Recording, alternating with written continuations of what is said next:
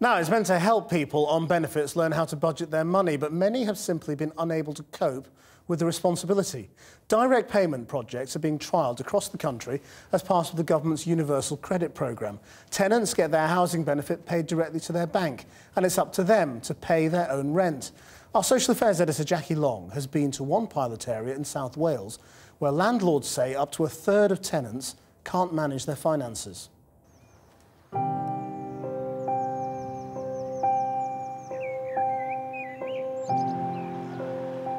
Too many lives lived out of work or trapped on the sick. The government has promised a welfare revolution, and if it's to work anywhere, it has to work in places like Torfan in South Wales. Blighted by long-term unemployment, it's been chosen to test out direct payments, a key building block of universal credit.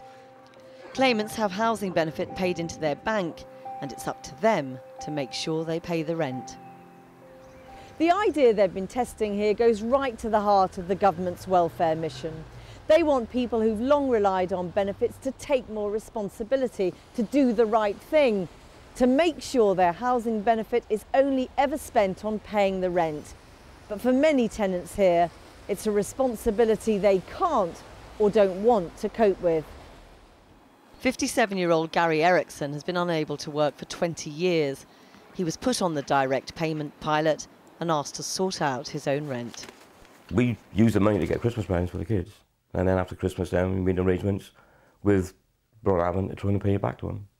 But you knew at the time this was money that you should put on the rent? Yeah, I knew what it was, and I knew I shouldn't have done it, but seeing children's faces on Christmas morning meant more than I know I was going to suffer later. I knew I'd have to explain why, but it was me taking that risk.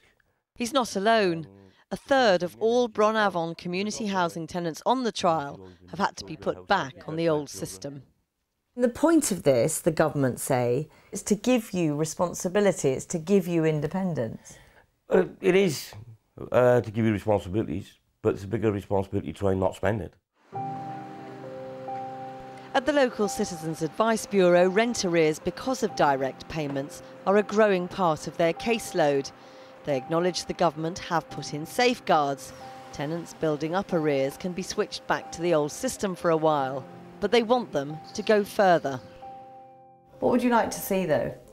That anybody in a vulnerable position or anybody that can't cope or just chooses not to, chooses to opt out, can do so without, without a big rigmarole taking place, that they can just do so. Why give people the easy option of opting out? Not everybody can budget. There's a lot of people out there that have no budgeting skills. This hasn't just posed problems for the tenants, but for the landlords too. They say they're spending more to collect less, putting huge amounts of resources into trying to prevent their tenants from falling into arrears. But in the long run, is that sustainable?